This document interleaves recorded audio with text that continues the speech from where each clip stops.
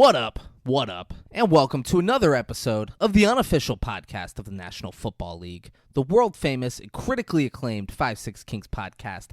I'm David Breen, but with me as always, my dear friend, co-host, award-winning actor, and what gingers wanna be, Braden Bollard. Braden, how are you, man?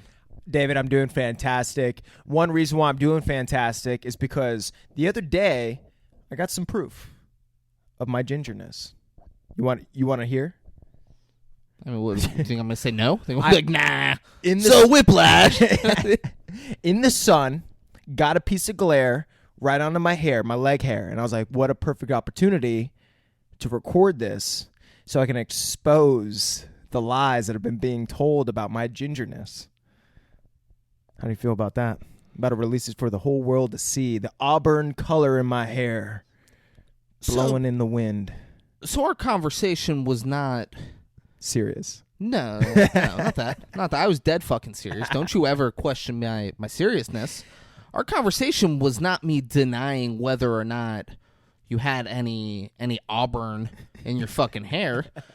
I took offense to the fact that you were calling yourself a ginger. When you got bullied for having flat feet and braces and being a fat kid growing up, all right? That's a lot. Yeah. That's a lot of things that get made fun of. You can't add ginger to it. I grew up with you. Yeah. No one once made fun of you for being a ginger. Sounds like a missed opportunity. You can't. Yeah, I'm ashamed that I didn't figure this out. I'm ashamed that Denise didn't tell me. I'm pissed. Yeah. Denise should have fucking told me, hey, David, hey, let's bring Braden down a couple pegs. He's a ginger. Well, I'd be like, what do you mean? She's like, his hair is dark orange. Yeah. He's really a ginger. Run with that. Yeah, and that's the reason my mom waited to marry my dad until his red hair kind of turned blondish brown. Yeah. She was like, nah, I can't. She's like, okay. Maybe the red-haired genes will kind of offset, and then I can make babies with him. Yeah. And that's why my hair's not fully red. It's kind of just like more brown. Yeah, no, it's smart. Smart on her part. Yeah. It is smart because she didn't want a ginger baby. No, who does? I've never met a person who did. Yeah. Yeah, so you are right. I'm not technically a ginger. You're saying technically annoys me. All right, all right. Like the pause and technically, you're not a fucking ginger. I'm hoping I'm pissing off a ginger out there. You have some dark red hair. You're claiming. Maybe I'll see the video and I'll be the judge of that. You will. But looks like that candle right there. Berry Clementine. Berry Clementine? Yeah, that's the type of hair I got. There we go. Berry Clementine. So they're mixing like berry and clementine oranges. How's that candle smell? Not bad. Where'd you get that candle? Costco. They had like a pack of 4 for $20. Why didn't you buy local? Oh, I bought local. I bought both. Sounds like you're supporting the big box stores that are putting local businesses out of business. You know? Shit, that's a bit contradicting. It was just too good of a deal. I have a very close friend's older brother which I love and his support. fiance makes candles. You know, I don't buy candles. I support local with things I buy. I'm not made of money. Yeah, I can't just go around buying local candles to support local candle makers. I don't got it like that. No, you buy fucking candles every day, every goddamn day. You're going to the candle store. You're like, gotta go to Yankee. Get my candles. Yeah, fuck Yankee. It's all about Candle Season Co. Go get yourself some candles. Or go to Costco if that's more convenient to you and say fuck local candles. Get a pack of 4 for $20. I mean, that's the type of shit Berry Clementine was on. There we go. Berry Clementine, toasted vanilla. You know? Fucking just support, $5. Support the big box stores. That's what Braden Bollard says. Yeah, Costco. That's where it's at. Yeah. Be great if Costco hit us up. It was like, dude, best promo we've had in years. Let's go. The fucking candles. Free hot dogs for life. Oh, my God. It'd be like Latinas all over again. Would you take a Costco sponsorship for the show if it was just free hot dogs for life? Free hot dogs for life, and they're like, and you know what? Once a month, you guys come by, we'll throw chicken bacon there. Once a month, we'll throw in a chicken bake. But how much, for life? It was just one You can't hot get dog more. a You can't day. get more than one hot dog a day. Okay, I was going to say, because Yeah, I'll just start my own side business selling Costco hot dogs. Yeah, but you can't just go and just fucking have a hot dog contest. True. Two of you just sitting there housing hot dogs all day. You get one hot dog. You got to pay for the soda, though. Yeah, that's better than nothing. Yeah. It's got to be, I agree. So Costco, one hot dog a day. The moment you get your and foot a in the chicken door, bake a month. that's when you can start negotiating, too. So, years down the road. And I'd like a slice every once in a while. Yeah. And a large Pepsi. And a frozen yogurt. And a little ice cream cone. Yeah. They still do those? I think it's frozen yogurt, though. Oh, yeah. Fuck. And a churro. Yeah. Those churros are long, bro. Yo, we got the long churros, Costco. Costco, you got the long churros. I went to Costco a few weeks ago. Nice. And I showed my card. I go there. I do Costco wrong, but I'm okay with it. Yeah. I go there. I'll get gas. Mm-hmm. I'll get a case of Celsius. Mm-hmm. So it's $23.99 plus tax for an 18-pack. Oh, so Fucking much cheaper. deal. Yeah. And I'll get a hot dog and a soda on my way out. Nice. That's my whole Costco trip. Yeah. When I went in, I showed the guy my card, and it was an older black man, and he said, all right, y'all go in there and have fun, baby bro. I was pumped. I was like, yeah. Y'all go in there and have fun, baby bruh. Oh, my God. I was like, fuck, I will have fun. Yeah. I will have fun, big bro. Yeah. Oh, man, that's so great. And he's like, listen, you got to make sure you hit aisle 17, right side. All right. I'm like, what's down aisle 17? I wouldn't. I would just say, okay. Okay. I would make a fucking beeline for aisle 17 right side. I'd be like, I can't wait to see what the fuck this guy's talking about. And there's massage chairs. Yeah. That's the best part of Costco. The massage chairs? You're I was hoping leaving. I was hoping to be something like a slip and slide or something. Yeah. It'd be like, sick, right? Get the slip and slide. You're leaving. He's like, huh? Did you get the slip and slide? I'm like, no, I didn't get the fucking slip and slide. Oh, he's like upset. He's like, fuck, man. Why the fuck did you go to aisle 17 then? Costco can't beat it. Can't beat it. Won't beat it. But you know what you can't beat? Or I mean, I guess you can beat it. Some Whiplash. Oh, no, that was gonna. Come on, you almost set yourself up for it. You know what you can't beat? Latina's pizza shit. No. Oh. Also, Lutinas. You said Latina. Latinas. Latinas. Like, you can beat Latinas, all right? Yeah. All right? I beat the fuck out of Latinas every goddamn day of my life. All right? Know what you can beat? A drum. Yeah. See? Come on. Whiplash, guys. Damn, that was. I fucking loved this movie. Yeah. I fucking love this movie so much. But you know why you love it? Because J.K. Simmons is out of his goddamn mind. Yep. And Miles Teller is Asperger's as fuck. Well said. What an amazing combination to have in a goddamn movie. What's great, because this was made off of a short film, and they were like, let's turn this into a fucking feature, yo. But let's star it with Miles Teller, give it a little bit of Asperger's, and then let's also get some J.K. Simmons in there and have him go fucking crazy. And that's what happened, boys. That's exactly what happened. David, should we talk money? Should we get into the thick of it? Should we get into the rhythm of it? I forgot the name of your director on Meeting Juan Jones. Oh, that's Alejo McPree. Alejo McPree. Yeah, fuck low budget films. Who do you think you are, Alejo McPree? Yeah. Yeah, in the last episode I said that's what I wanted to do, and then I forgot his name. So Thais Almeida follows Meeting Juan Jones, the page. She is such a great supporter. Thais Almeida, fuck. you are my favorite person. If you're watching this, you're like, there's one thing I want to be better at in my life, and it's a supporter. Take notes. Guys, just talk to Thais Almeida. Yeah. She'll tell you. She's the best. So, David, guess the budget of this hour and 45-minute film. It's a film. It's not a movie. Kangaroo Jack was a movie. So I'm going to ask one question. Uh-huh. Any chance at all that J.K. Simmons and Miles Teller made their quote? No. Okay. No way. I'm going to say like $500,000. More, but that's a good guess. Less than $1 million? No, more than $1 million, but it's like way less than like a $200 million type budget. Sure. Yeah. Is it more than $10 million? Less. Okay. Yeah. Is it $5 million? A little bit less. All right, 4. 3.3. $3.3 million. And see, it just goes to show you can make a great fucking film on a lower budget, and then it's like when we see like Kangaroo Jack and that shit has like, what was that, fucking like $30 million or some shit, $60 million $60 million budget, and then you see this for a or Dune with their $190 million budget, where you were like, and they did a lot with that money. They did. They did do a lot with that money. Dude, you could change the world with $190 million.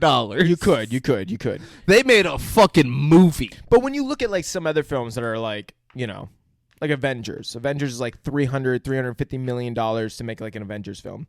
I feel like Dune did a lot with over $100 million less than, let's say, Avengers. I can't imagine. It's so weird to put them in perspective, $190 million, I feel like you could do whatever you want in a movie. I know. It's so insane how... That's such a just unreasonable amount of money. It's really hard to kind of wrap our heads around like how much fucking money that is and how much money goes into certain shit just to fucking like get the amount of trailers. Whiplash did a lot with that $3.3 million. Yeah, because they did a lot. They did a lot, but they also knew to like really hone in on only a couple characters, keep it in the same basically location. But it also showed that none of that, like the different locations and shit like that, none of that mattered for this film. The reason that this film was so great is because of the acting and the script writing. Like the fucking dialogue will keep you so into it, and just the acting, and that's why this film is so good. It has nothing really to do with like the other aspects of like the filmmaking process, but the editing, the storytelling, I felt like they did a really good job with it. So the directing as well. So shout out to the director, the editor, and the actors and the scriptwriter. Fucking nailed it. Yeah, fucking nailed all this. Great movie. So how much do you think they made, David, worldwide? It's not like a fuck you amount, right? Like I'm gonna guess like $20 million. A little bit more, or more. But not like hundreds of millions of dollars. I don't know. It's kind of hard to say this. Give it more perspective. Like, not more, but not so. Like a little bit more, and then more. Is it $40 million? A little bit more than that. Yeah, so it's over double. Yeah. All right, so that's just say more. It's a lot more. I'm not close. Yeah. If I'm halfway there. Yeah. $50 million. 49. $49 million. They happy with that? They happy with making $45.7 million on this movie? They should be, but a lot of these fucking production companies that are like, yeah, but we didn't reach that billion mark, Yeah, that's when I think about Blumfield and Broke Bitch the and Right of Way, not just Right of Way, Right of Way Productions. They're real sticklers for hitting that billion mark. If they don't hit the billion mark, it was a waste. What was the point? Yeah. All right, let's talk reviews and ratings. Oh, David, the reviews are in. What do the critics say? The critics, IMDb give it an 8.5 out of 10.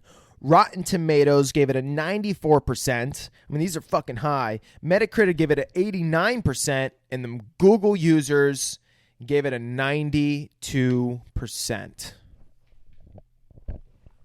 What do you give it? Give it an 8 flat. 8 flat. I also give it an 8 flat. Nice. Yeah. Very good movie. Yeah. Very good. It's a fucking drummer movie. There's only so high of a grade I can give it. The acting's incredible. Yep. The writing's fantastic. Yep. But it's not The Departed. It's not it's not Training Day. It's not one of these other movies that are. There's no big, oh shit, surprises, or like, there's some things where you're like, oh, I didn't see that coming, or that maybe happening that way. But it's just really kind of riveting the way the fucking acting is. So like you might rewatch it maybe a couple times if you're really trying to get into like one of those moods of like kind of overcoming, like if you feel like you got some shit going on with someone else, you might want to watch this film. Someone in art class is like, you're not good enough, and you're like, I'm about to be Hitler, but then you like watch this and you're like, I'm cool now. That might be like a good reason to watch it. But if you're like, I want something fun, maybe throw on some Godzilla, some King Kong action. Because this is fun. Yeah, I was going to say, I would have fun throwing this on. Like the drumming parts, those scenes, like those are scenes where I can just have it on and kind of do other shit. Yeah, I guess it is fun to watch, but I think it's more. I think it's like it's definitely better to watch to prevent yourself from being Hitler. No, yeah, that's totally. for damn sure. But it's more of like I didn't get like too emotional, but it's kind of, I feel like it'd be better to watch if you're a little emotional about something, like especially if you feel like someone was downplaying you or kind of like disregarding you in a certain light. I did get emotional. I cried and came. Dude, there's a lot of references where I'm like, I'm about to bust. Yeah, I did. Yeah. I did. Just fucking holding back. I was like, I gotta fucking make these notes. Yeah. Yeah. I didn't want my computer to get all sticky. They win any awards? David, they won too many awards. I'm not going to be able to go through all of them because they got 98 fucking wins. There we go. And 144 nominations. So we'll get into some of the good ones. They won an Academy Award for Best Film Ever Made. Yep. Best Performance by an Actor in a Supporting Role, J.K. Simmons. Best Achievement in Film Editing, Tom Cross, which Tom Cross loved the hair, bro. That's all I got to say. Brayden did comment on it. Yeah. It's good. He said I was gonna make fun of his hair, but that feels mean. They won a fucking another Oscar. So was Miles Teller didn't win an Oscar, but was he nominated? Let's see. I think he was. Nope, he was not. No, so they were disappointing. They were nominated for writing. Yeah, he was very good. They were also nominated for Best Motion Picture. It's the Oscars, so fucking can't win too many. Yeah, how many people could be nominated? But they did win an Oscar for Best Achievement in Sound Mixing. Which, I mean, they mixed that sound. Yeah, it's not like some crazy score like Hans Zimmer or John Williams, but goddamn, did someone play those fucking drums? You know what I'm saying? God. And the trombone. Don't even get started on the trombone, dude. When that dude was fucking blowing into it, whoo-hoo. Can't even say what happened. So that's when you came. Yeah. Wait, it just did. So they won Best Independent Film at the Academy of Science Fiction, Fantasy, and Horror Films. Who doesn't love that? All right, let's see. Boston, they won Best Supporting Actor. Boston, J.K. Simmons. They fucking love J.K. Simmons. J.K. Simmons said fag a bunch of times. They're like, that's our guy. Yeah. He fucking gets it, that kid. Yeah, he does. He knows they play that fucking faggy-ass drum set. Go get him, J.K. Simmons. Who doesn't love the BAFTA Awards? J.K. Simmons won Best Supporting Actor, Best Editing, Tom Cross, Best Sound, Thomas Curley, Ben Wilkins, Craig Mann. And let's go on to the British Society of Cinematographers. They were only nominated for that. The Critics' Choice Awards, J.K. Simmons, Best Supporting Actor. Oh, man. Chicago! Film Critics Association Awards, they won. Chicago. J.K. Simmons, I mean, this fucking made, or, I mean, not really, but, I mean, talk about beating it with a drum. If you're watching it, you saw what happened. I farted and then started brushing it Braden's way. I thought it was going to be loud and we'd catch it on the mic. We didn't. I did not hear it. Yeah. Silent and deadly. But what isn't silent and deadly is J.K. Simmons winning all these fucking awards because he just won another for Best Supporting Actor at the Chicago Film Critics Association Awards. And Tom Cross, another Best Editing. And as well for Most Promising Filmmaker, Damien Chazelle. All right, let's do one more. Pick a good one. We're going to have to get down. We're going to have to get down into... there's too many. Well, Florida Film Critics, all right? Best Supporting Actor, J.K. Simmons, Damien Chazelle for the writer, director, Golden Globes. Golden Globe? Huh? They win the Golden Globe? Yep. Best Performance by an Actor in a Supporting Role in a Motion Picture, J.K. Simmons. Hold on, David, because there's a couple good ones I got to get to. Oh, the Las Vegas, J.K. Simmons, and Damien Chazelle win again. The fucking same thing for London. Same thing for L.A. J.K. Simmons has won like 100 of these motherfuckers. He's fucking cleaning up. Yeah. MTV Movie Awards. Nope, no winners there. Is it a popcorn thing? Yeah. Those ones? Mm-hmm. But the National Society of Film Critics Association, Best Supporting Actor, J.K. Simmons, same thing for the New York Film Critics Association. Is the Teen Choice Awards a surfboard? Because they're like, all teens surf. Yeah. Give them a surfboard. Yeah, the fucking Screen Actor Guilds Award, fucking Outstanding Performance by a Male Actor in a Supporting Role, J.K. Simmons. The Sundance Film Festival Awards, the fucking dramatic Damien Chazelle. 2 awards for him. And then Toronto, J.K. Simmons. The Writers Guilds of America. Oh, that was a nominee. Fuck. Seattle, J.K. Simmons. San Fran. Oh, those are nominees. Hold on. But I'm about to get to it. It's a good one. I'm trying to hurry. Don't worry. We're getting to it. It's the Yeah, fuck North Texas.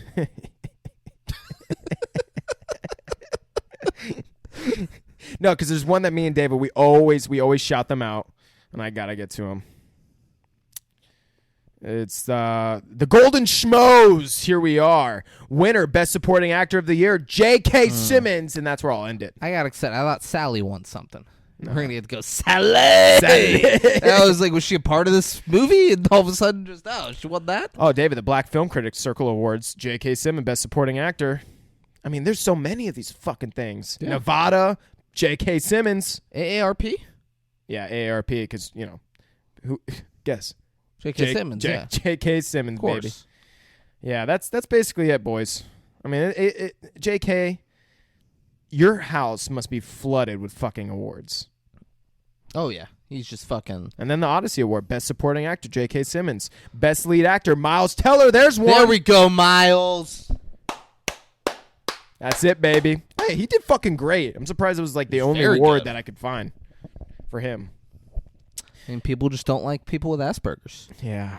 You know that. Yeah. That's the thing. That's why Damien Chazelle, the director, won so many awards, because they're like, dude, that was the best directing choice that any director has ever made by giving Miles Teller Asperger's. Hated him. Yeah. But you great idea. Yeah. Yeah.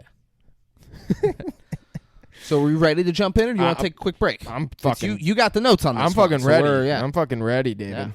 Yeah. All right, boys. All right, guys. Get ready for Whiplash. So we're fucking opening up. There's some sick-ass drums being played. Miles Teller is drumming it up, and J.K. Simmons walks in, and is just kind of staring at him, starts questioning him. Why is he starting, ask if he knows who he is, because, who wouldn't know who J.K. Simmons is, and tells him to keep playing. Miles Teller does know who he is. He's like, he's a big deal at wherever he is. Yeah. J.K. Simmons says, I'm looking for players, right? He goes, uh-huh. He goes, then why'd you stop? Yeah, and then starts demanding, like, certain things to be played, like double time swing. Oh, no, real quick, because he did something I loved here. He said, why'd you stop? Miles Teller started playing, and he just stares at him. Miles Teller stops. He goes, I asked you why you stopped. Yeah. And instead of answering me, you just started playing like a fucking wind-up monkey toy? Yeah, dude. Like, this is how we're getting introduced to him. I'm like, I fucking love this guy already. I try to write down as much of J.K. Simmons, besides, I guess, that line, as many lines as I could. It's almost impossible, because every line of J.K. Simmons is fucking a ballpark home run. There's a reason he won as many awards as he did. His character, his performance is fucking incredible. This has got to be one of the best players or fucking characters that you could play. Jesus. Dyslexia, see that? That you could fucking ever get, bro. I mean, I'm sure JK saw this and was like, oh my God. It's second only to Rolf and Tiptoes. That's the role of a lifetime, guys. Yeah. But just keeps fucking telling him faster. And then he just walks out. So, like, Miles Teller's getting really into it, and he looks up, and J.K. Simmons is gone. But then walks back in. Didn't see that coming. See, there's a couple like random things you don't see, and he says, whoopsie daisy, and then just says he forgets the jacket. Whoopsie daisy, I forgot my jacket. It's so great. He goes from being like overly like sweet, cute, polite to just berating people. Yeah. It's so fucking great, you guys. If you haven't seen it, go watch it. Yeah. We see some shots of the city, and then we cut to Miles Teller with his dad seeing a movie called Rafifi. Is that a legit movie? I didn't look it up. I didn't notice the name. Yeah. Yeah, I noticed the name. I was like, Rafifi? Yeah. It's that movie about like those people and they do that thing. Yeah, it's fucking... that thing is fucking weird, dude. We'll do it on here one day. Okay, cool. Yeah, for sure. Yeah. The woman knows him... or the woman at the fucking front like knows him and is like, oh, no, Swedish fish. She a girl. Huh? She a girl. Why are you saying that? Woman sounds. Oh, okay. She's like his age. She's I like thought you meant that in like that's what was said or something. Woman seems like she's Miles Teller's age. Yeah. So yeah, they're adults, but yeah. What are they? College right now? This is college, right? And then this is weird. He dumps some fucking chocolate balls into the popcorn and then immediately picks around the chocolate balls and just eats the popcorn. His dad's like, "You're so fucking weird." Well, he has Asperger's. So they dumped him in there. His dad wanted the Milk Duds in there. Yeah, but and Miles Teller's like, I don't want Milk Duds. I'll just pick around. And he's like, could have just told me. I didn't see the dad ask for it. He just dumped him in. Oh, that was like, yeah, come on. Oh, okay, He's like, okay. yeah. Come on, keep doing it. I didn't understand this part. No. Someone walks behind the dad and bumps him with popcorn. Does apologize. But I was like, why was that in there? Why? Are we trying to show the dad's like a pussy or something? He's a little bitch. Yeah, and He's like, oh. that's why Miles is a little bitch. He's like, no, I'm sorry. You keep going. Yeah, that's got to be what it is. That had to be the directing choice. Like, that's why Miles is such a pussy. Yeah. So Miles Teller just eats around the chocolate. I called him a fucking maniac. Miles is getting a boner watching a couple get close while at band practice. That was real. That happened. Yeah. He was locked in. Oh my god, he was. She was like loving caressing it. the ear or Like, something. Yeah. Yeah. Now take off her blouse. Yeah. So he's in a music class. It's not with J.K. Simmons. And the music teacher, he comes in. He immediately gets into it, but, he's a lot more laid back. And they start playing Billy Zane, or whatever the fuck it was called.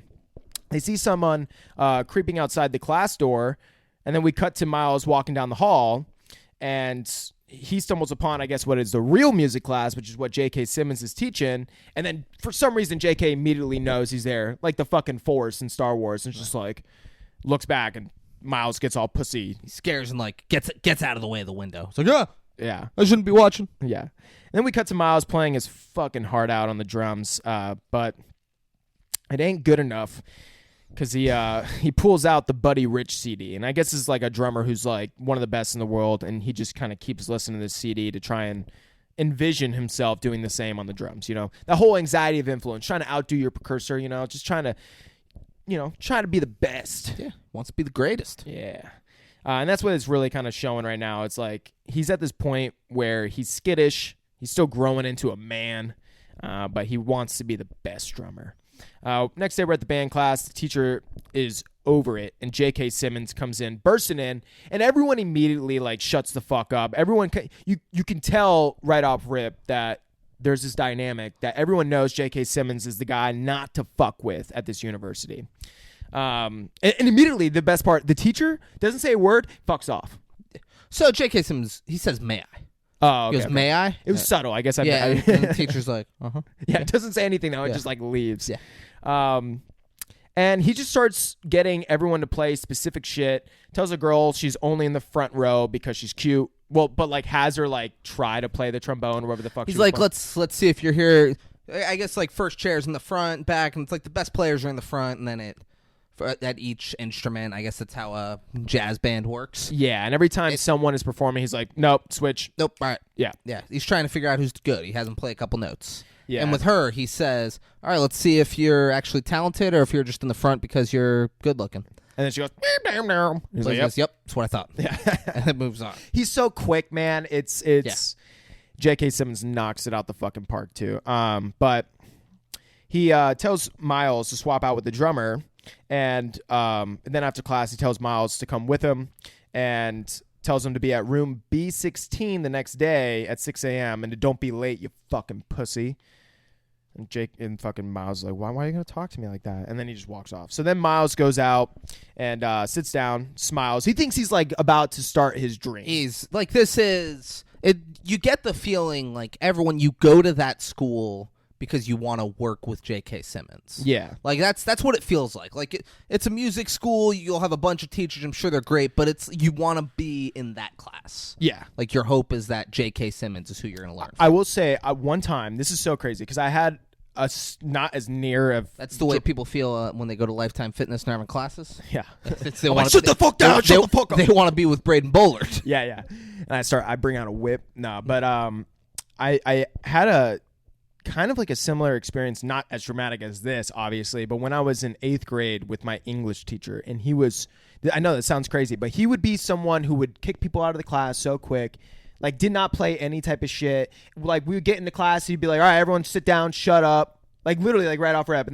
But he was the best teacher I ever had for any grade, any curriculum, anything. And that was the year I actually wrote the best. I actually got a 5.5 out of 6 on the FCAT. I know that I'm turning this into me bragging, but the guy was really good at just like laying the foot down and then like calling people out, putting them on blast, like basically making people like almost scared to go to class.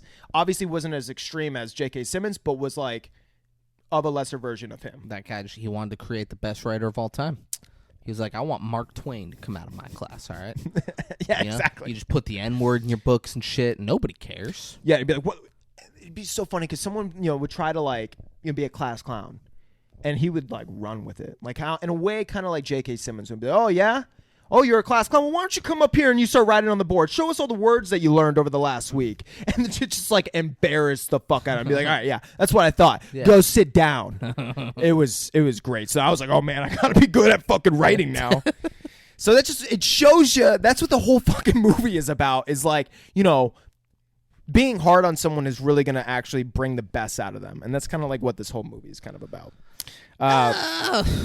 Kind of. To a degree. I mean, that's at least we'll get there. what J.K. Simmons is lying to himself about. Yeah, that's what J.K. Simmons is telling himself in this movie. Yeah. Exactly.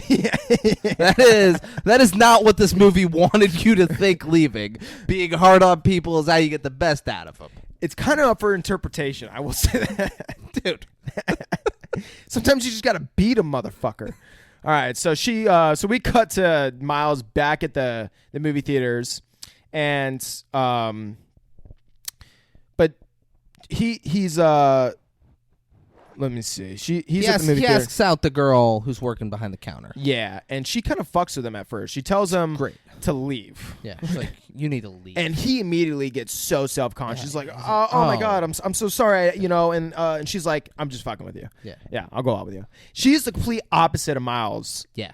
She is like assertive. Yeah, outgoing, like joking with him. He's just like eyes on the floor, like not really like, I'm just like, I don't know. I think you're really great, and maybe, we could have dinner one night or something. Yeah. And she's like, you need to leave.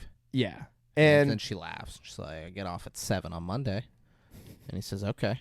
Yeah, so and then it's quiet, and she's like, do you want to pick me up? We could do dinner? He's like, yeah, that sounds great. Yeah, it shows like Miles is just starting to see, you get a little fucking, you get a little hardship going your way. Now you muster up the fucking nuts to ask out the girl of your dreams. So he hadn't had any hardship yet with us. True, yeah. that's a good he point. was being built up That's so what- much. yeah, he was he like, thought I'm unfucking stoppable. I'm the I can best do drummer anything. ever. Yeah. J.K. Simmons fucking loves me. So the next day he wakes up and he overslept. He's supposed to be there at 6 a.m. and 6:03. He gets there at like 6:30. Falls on his face. Just fucking. Yeah. Like you're fucking knocked out. Yeah. You It was definitely bad. Going downstairs, like, fell. Yeah, concussion. awful. Concussion for sure. Like on the temple. Yeah, it's bad. But he gets to class. No one is there, which I'd be fucking pissed. I would actually be questioning, like, did I really get here that late? Like, is the fucking class only like 30 minutes long? But then he, sees that right outside the classroom door, it says that class starts at 9 a.m. So I guess he just waits there because we see now it's 9 a.m. and all the kids come in and they know exactly what to do. You've been in that scene before. They actually played this pretty well. They shot this pretty well where it's like your first day and everyone knows each other, but you don't know them. And everyone knows like you what have to do. Asperger's. Yeah, and you're just uncomfortable and everyone knows what to do. And so, he's kind of like, oh, fuck, I'm kind of skittish. I kind of got Asperger's. I know what's going on. He tries telling the other drummers, like, these drums are really nice. Yeah. He's like, yeah, so you're going to turn my sheets for me while we're rehearsing. Yeah. He's like, oh, okay, yeah. Yeah. And I call that guy the rando. That other drummer? Yeah. His name isn't important. All right. And then a guy yells out of nowhere, milk the cunt! And people start blowing the trombone. And Miles is like, what the fuck am I doing? And then J.K. Simmons walks in, swinging his fucking dick around. Everyone stands up like he's in the fucking army. Milk the cunt! That guy never says that again. That's the only time that guy comes doesn't up. say a fucking thing the rest of the movie. They're like, you get one line. Don't fuck it up. Yeah, you picked the line. That's what I hope. I hope he picked the line. He's like, oh, I got a line. Well, he didn't know. They're like, you picked the line, and then everyone's going to start playing music after you call it out. And he's like, great. Milk the cunt. I'm thinking he actually didn't know what to say. And then J.K. Simmons was like, just fucking milk the cunt. J.K. Simmons is the witty motherfucker in this.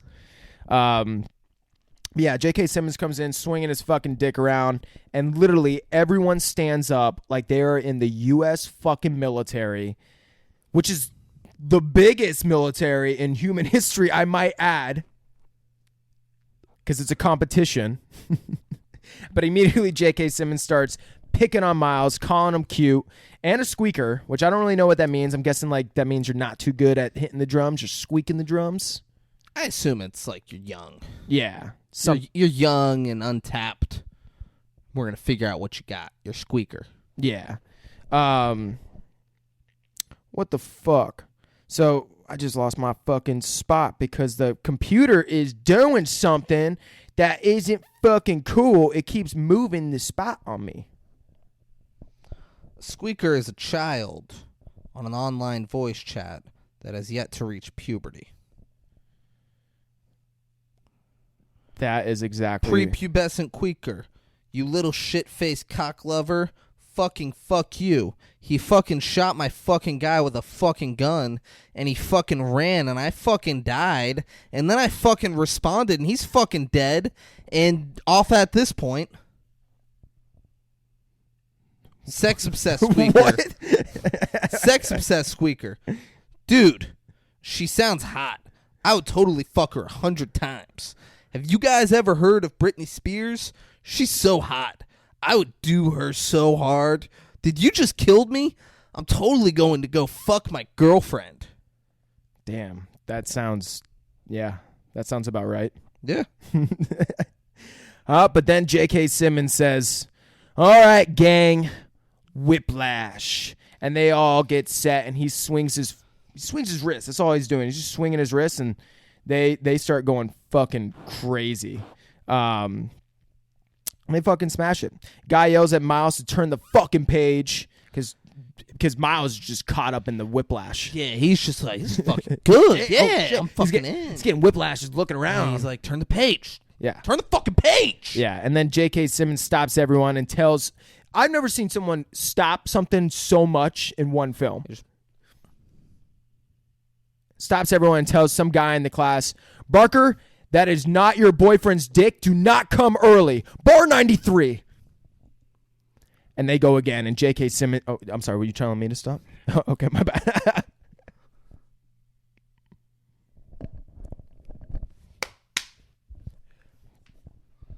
Thanks. So,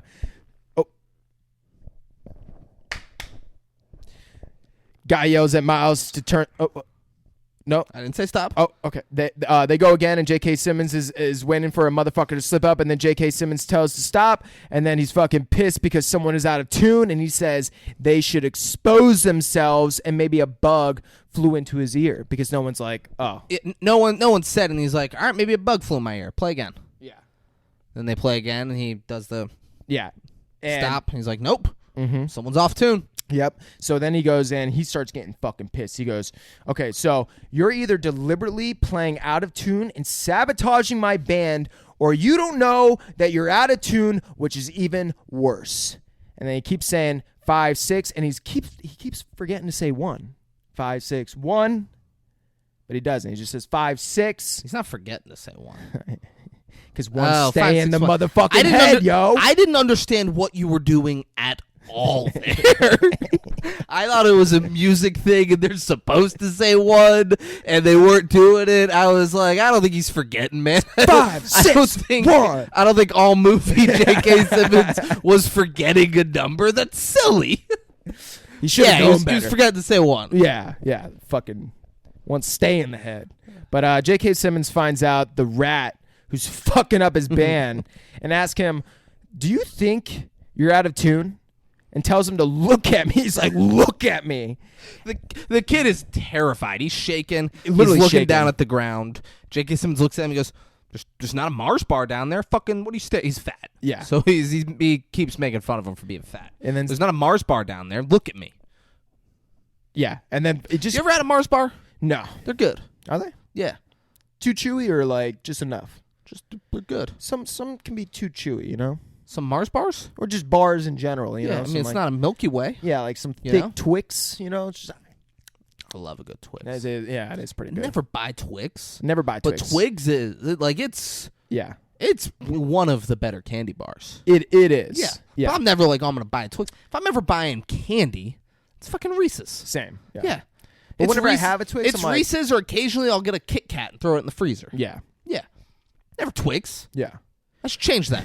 You want to go get? You want some Twix? Yeah, I want a Twix. Hey, let's pause wanna this, and then use when we're it. back on, we'll be eating Twix. Just to be like, huh? Like, I stuff. can't answer. Like, my mouth is full. Just like the commercials. You know it's the only candy bar with the cookie crumble? No. Yeah. Fuck. Yeah. I would hope like a president would pop one in when like a tough question is asked. Like, so what do you think about the state of like Israel right now? And he's like, huh? I don't know. This is a good Twix. He's like, he just can't finish the bite. It goes on for like 10 minutes. He's all right. Yeah. Well, See you guys. It's all the time, but I got other shit to do. Yeah, got another Twix. Fucking busy. Yeah. But the fat kid finally says yes, and Simon yells, then why the fuck didn't you say so? I've carried your fat ass for so long, I'm not going to have you cost us a competition because you're too busy thinking of a fucking Happy Meal. Get the fuck out. And then the kid leaves. And it's so funny. There's a pause. And then finally, J.K. Simmons says, he wasn't out of tune, you were. To another random kid in fucking class. And then doesn't kick out that kid. Kid doesn't even respond. He's just like cool as a cucumber. He wasn't out of tune, you were, but he didn't know. And that's just as bad. Yeah. Fucking insane. It is so good. But then he tells take 10 because we got to get back to Squeakers. And so like Squeak Miles, he's basically referring to, is going to start playing the drums. And Miles, it's like when we get back to the new kid's gonna jump on. And Let's Miles, take 10. Miles is scared. He's like, oh shit. So J.K. Simmons meet Miles out in like the hallway and ask if he has any musicians in the family, and then Miles starts telling about his dad and how his dad does what he does for work, which is like a school writer. He asks him what his dad does. Yeah, at like the high school, and tells his mom ran away. He says writer, and J.K. Simmons says, "Oh, anything I might have read?" He goes, "He's more of a English teacher." Yeah. He goes, "Okay, college." He goes, Pennington High School. He goes, okay. Judges the fuck out of him. What's your mom do? Ran away. Yeah, she left when I was a baby. He goes, okay. And then he tells, like, you got to listen to the greats. And start saying people, and he says, you know why Charlie, whatever? Do you have it written there? You know why Charlie, whatever? You know how he became the bird? And he says, Joe Jones threw a symbol at his head. Yeah.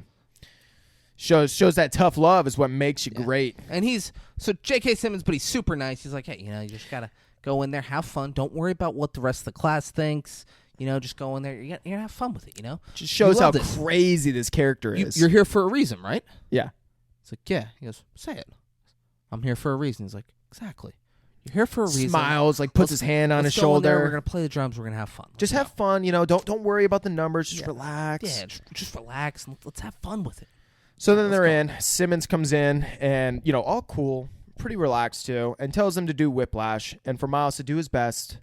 Just like do your best, man. He says Whiplash, but let's slow the pace down a little bit. Yeah. Let him get used to it. Just relax, do your best. And J.K. Simmons seems like he likes it up until the point that he stops him and tells him to pick up at 17.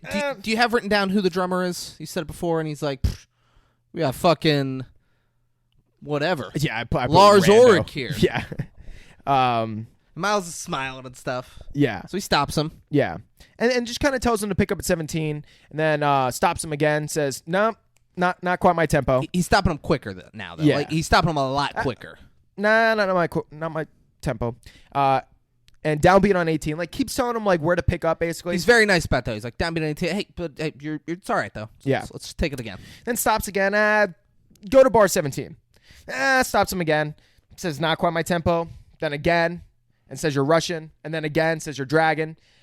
He's like, nah, you're rushing again. Nah, you're dragging again. Like, literally just keeps going back and forth. And then Simmons seems like he's digging it. Like, he finally thinks, like, it's going good. And then out of nowhere, just throws a fucking chair at Miles' fucking face. Grabs the chair, chucks it at him.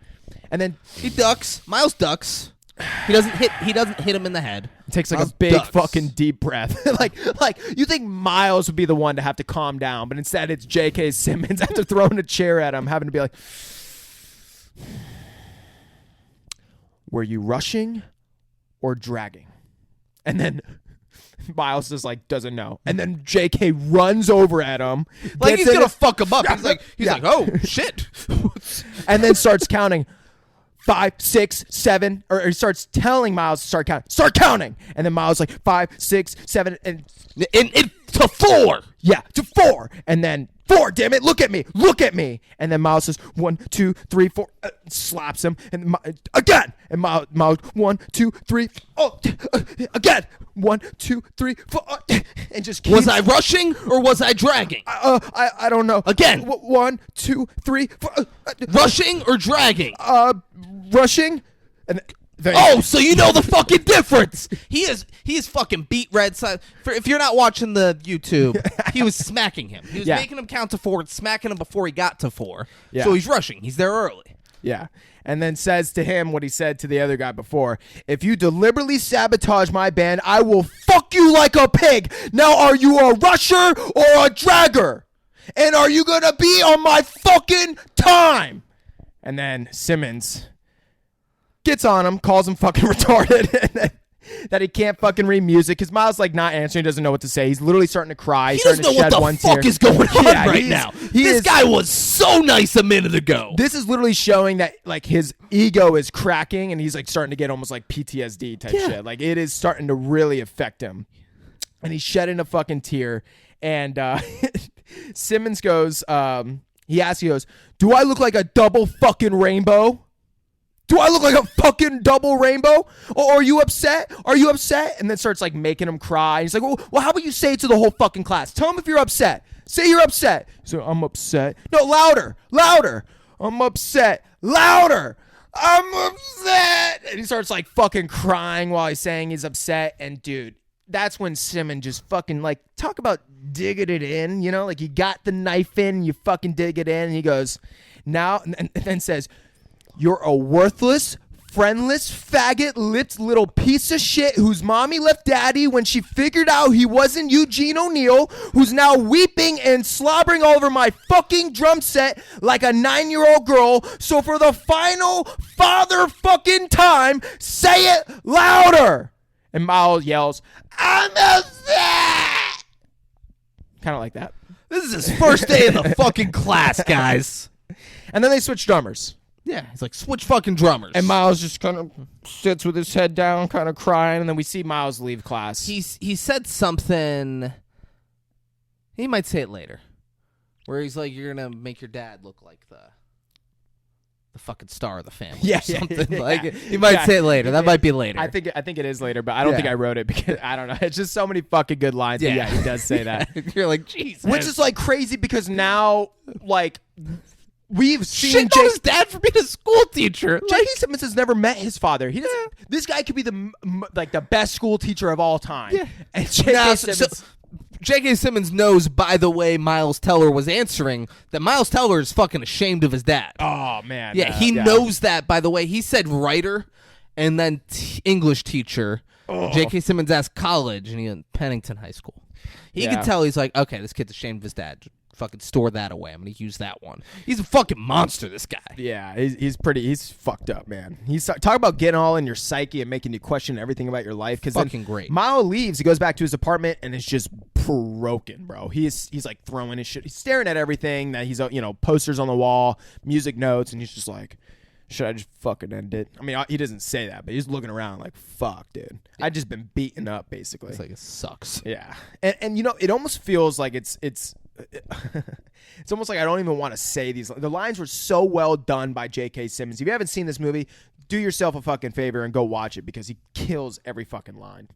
But then he musters up the courage and he starts, because this is what a big thing about this film is like being discouraged or having the courage to keep going.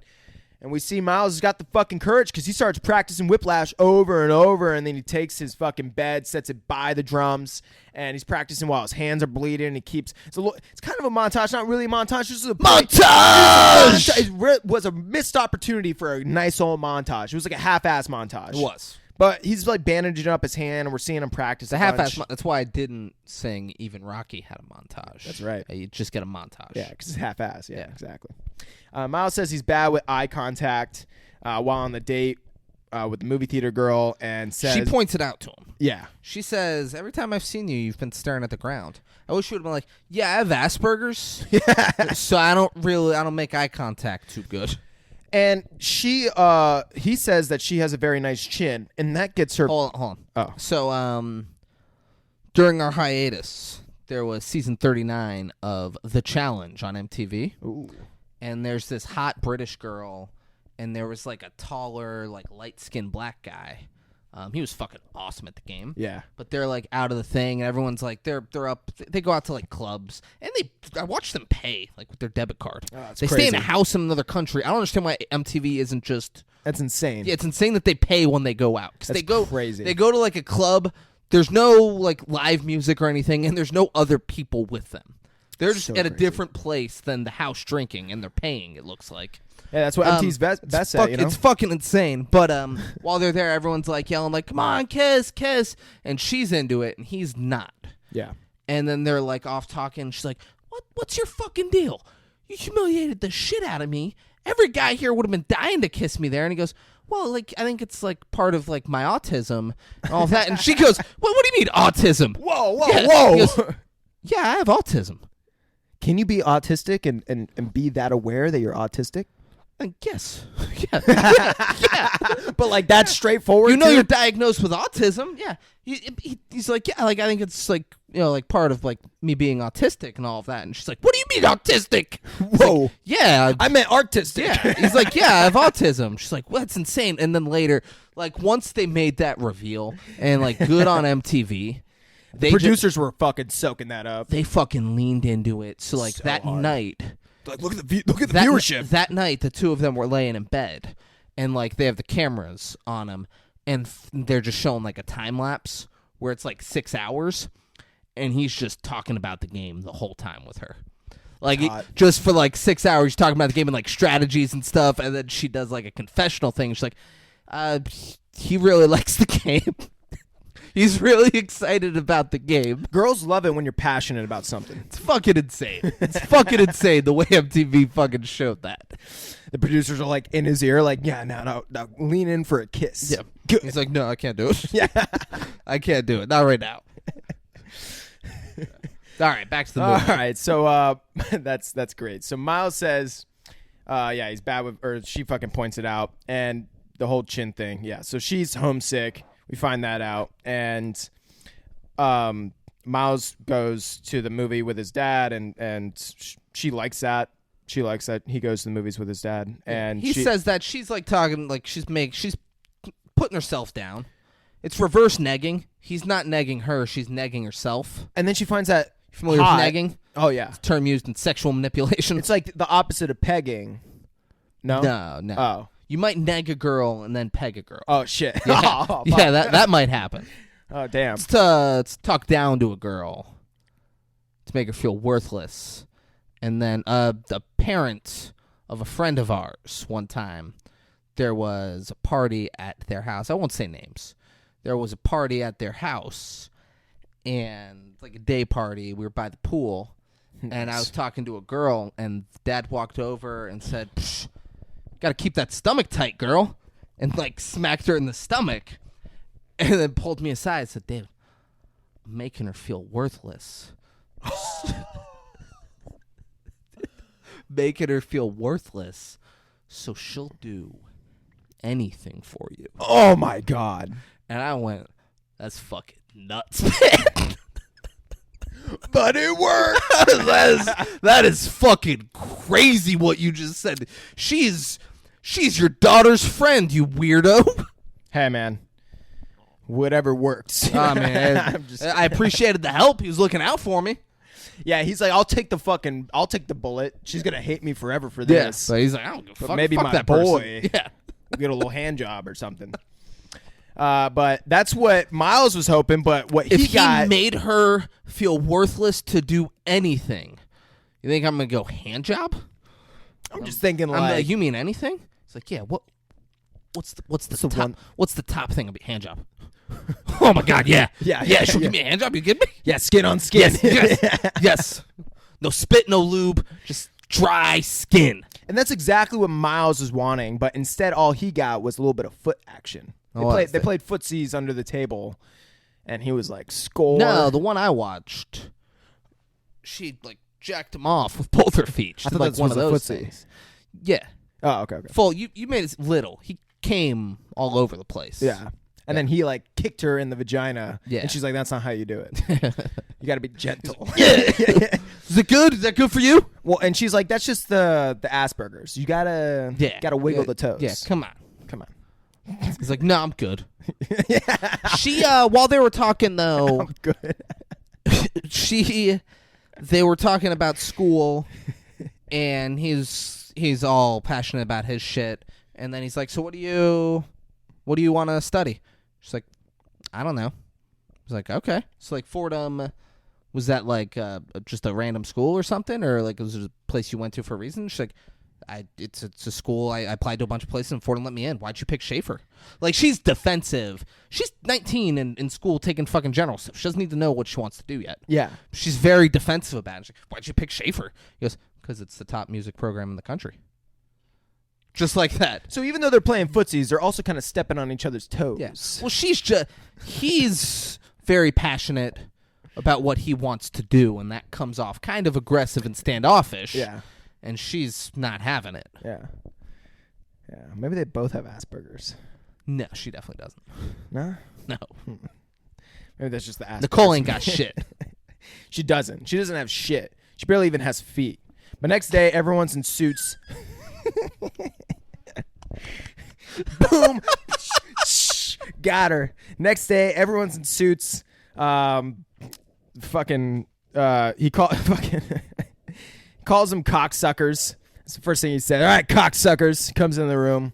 And they're about to compete. And he tells them, I'm not going to have my reputation in this department tarnished by a bunch of fucking limp dick, sour note, flatter than their girlfriend's flexible tempo dipshits. Got it? Phew. Oh my God, these lines. It's like, who fucking wrote them, man? Fucking, they're on point. Nailed it. Yeah. The writer fucking nailed it. J.K. Simmons fucking nailed it. Yeah. And then tells him if he ever finds one of these lying around again, he holds up, it's like a bass music notebook. Sheet music. Yeah. I swear to fucking God, I will stop being so fucking polite.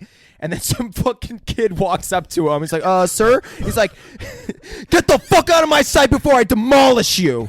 We've never seen this guy before. We don't see him after this. It is so fucking amazing. Tells him he's going to fucking demolish him if he does not leave.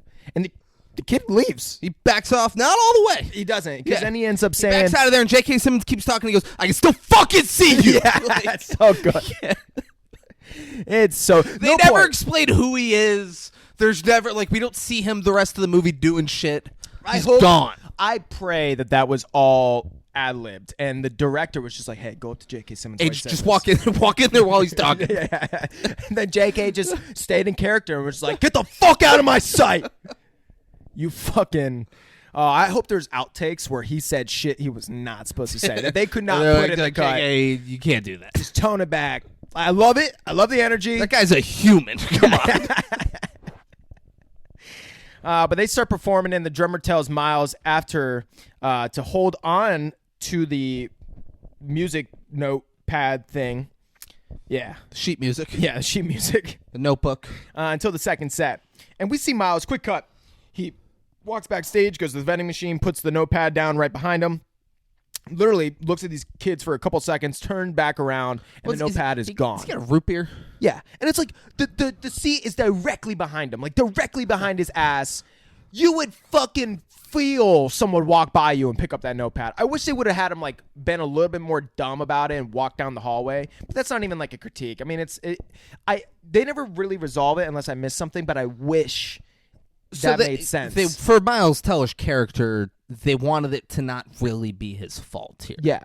Like, that's like it is, but it isn't type deal. Like what the fuck happened to that notebook? Someone steal it? Yeah. My first thought, and like it doesn't happen, like we don't find that out, was J.K. Simmons stole it. That's what I'm saying. Yeah. Because he kind of says something later on that he was using the other drummer to incentivize motivate him. Yeah. So probably was him, you know? Yeah, but we don't find that We don't find that It's just out. gone. Yeah, but it just is crazy for that thing to be gone. And then the guy shows back up and he's like, hey, where's the notepad? And he's like, oh, yeah, that's right. Where the fuck is it? The guy's like, "What the fuck are you talking about? Where is it? What the fuck are you talking about?" He's like, "I put it right there on the sea. I don't know where the fuck it went, and now it's gone." What the fuck you mean it's gone? You fucking dumbass! Fucking find it! You fucking dumb motherfucker! Find it! And he starts like freaking out on Miles. Miles like, "I'll look for it. You help me find it." And he's like, "No, you're a dumb fuck! You're a dumb fuck!" And just starts screaming at him. And Miles just feels pretty dumb now. He's berating him and going crazy, but he's not as witty as J.K. Simmons. No, it's just fucking dumb and idiot. Yeah. Just mean. Really? Like, yeah. J.K. Simmons tells the drummer, because they go back in, and then guys like, hey, Miles Asperger's fucking lost the fucking notepad, and J.K. Simmons like, dude, it's your fucking notepad. Yeah. Why'd you give it to him? It's your fucking fault. All right, Miles, you're up. No. Oh. He says the notebook's your responsibility. Why'd you give it to him? Yeah. If you give a retard a calculator, he'll try to turn on a fucking TV. He did. Why would you give him the notebook? He did say that. And he's like, all right, we'll go. And he's like, I can't. Like, yeah. What do you mean you can't? He's like, you know this. It's a memory thing. I'm not off of the book. I need the book. He's like, are you fucking kidding me right now? You're telling me you can't play without the notebook? And Miles, like, I can't, bitch. Yeah. All up here, motherfucker. It's all the Asperger's. And then JK's like, all right, you're up. Don't fuck up. But J.K. Simmons ends up getting first place. They do great. And Miles does good, but someone says to him after, don't touch my fucking folder or my kit. When he comes to class the next day. That's immediately what he walks into. Yeah, but he thinks he's like a part of the crew now, and then immediately gets kind of reminded when he gets back into class, no one fucking likes him. Yeah. Just kind of fucked. Like, he did kind of save the day, even though he kind of ruined it. He also saved the day. You think the other composer, artist, or whatever the fuck, musician would be like, drummer. No, that person. Oh, you're talking about the other people. Yeah. But J.K. Simmons comes in and tells him that he's core only, no alternatives, and tells him which the alternatives are like the other drummers. The other drummer was sitting in the chair. Yeah. And he goes, hey, I'm just core today. I don't have time for alternatives. Just quick. And so the other drummer's like, I'm core. What do you mean? Like, he's confused. No. Yeah. Not anymore, so that you're was not. his way of saying you're not the core drummer anymore. You're the backup. And then he didn't move, so he goes, what are you, a fucking statue? Get the fuck off the stool. And don't forget, and that says, don't forget to turn the fucking pages. Don't forget to turn the pages. Dude. I love it because J.K. Simmons doesn't really pick favorites. That's like another good thing about his character is that like he's dishing it out to everyone, which you love to see. He will on a fucking drop of a dime. Yeah. He will change that shit. Anyone that you thought was safe is not. No. It kind of reminds you of Chef Ramsay. You know? Oh yeah. The kitchen. Someone thinks only way better. They cook one good dish. They think they're on his good side. Yeah. And they fuck up the eggs a little bit. And he's like, "You fucking idiot! Fucking idiot!" Throwing shit throughout the fucking thing. But Miles is with his dad, and Dad can see J.K. Simmons means a lot to Miles, and kind of brings it up at dinner, like, and then Miles' brother comes home, and everyone. I don't think it's his brother. I thought it was his brother. I think that's his dad, just the two of them. That makes sense. He had friends over. One of his friends is in the movie The Fan with Robert De Niro and Wesley Snipes. Yeah. Robert De Niro's ex-wife's boyfriend, Tim. Yeah, it's not really touched that on. Guy. Yeah. I think it's him and his wife are over for dinner, and then that guy's sons show up. Or they're at his place for dinner. I hope it's worse. And I hope this is the mom's place, and that's the stepdad, and they have the actual dad as well over there. And then it's like really awkward. So Miles Teller wouldn't know that that's his mom, because he said she left when I was a kid. Oh, that's a good point. Yeah. Yeah. Then what the fuck is that? It is. They don't touch on it. It is that guy and his wife, and then those are his kids. Yeah. 100% those are his kids. They gotta be like, what? Do you think that's like his brother? I don't think he's related to those people. I'm talking about the older one. So like his dad is. They could be brothers. That's They're either brothers or friends. Yeah. Yeah. They gotta be close fucking friends for something like that. You know what I'm saying? So yeah. Kind of seems though it is family because of how personal Miles gets about the other boys and his own dad. So they're asking him about fucking D3 football. No. So like they're asking Miles about like his music and shit, and then like they come in the middle of it. Yeah, and they're all just excited, switch. blah, blah, blah, and they still let him finish. Mm-hmm. They're like, hey, so what's going on? He's like, well, I'm the core drummer now with studio band. They're like, oh, does that help you get a job? Like, do they get you a job? And he's like, no, it's not like a real studio. It's just what the name of our band is, but it's a good step in the career. And he goes, that's great, man. I'm glad like you're You're doing it up, and it sounds like you're doing it right. I imagine it's a tough industry. All right, hey, buddy, tell him about your game the other day. Like, yeah. He didn't, like the uncle or the friend, Tim from The Fan, he didn't give a fuck about Miles Teller. He just wanted to let him finish and sound like he did, and then move on to that. They did do a good job, the actors and the directing of this whole scene, at really showing like the characters. I loved this scene. Just care about. I fucking loved this scene. So like anytime they would start talking about the D3 football player, they'd be like, "Oh yeah, so tell us more about that." Like they would be really enthusiastic. Tell us about the game. He's like, "Oh, we had a 93-yard touchdown," and his dad's like, "School record." Yeah. Miles Teller goes, "It's Division 3," just like that, and everyone's quiet. And he's like, "Yeah, I mean it's not even Division 2, it's Division 3."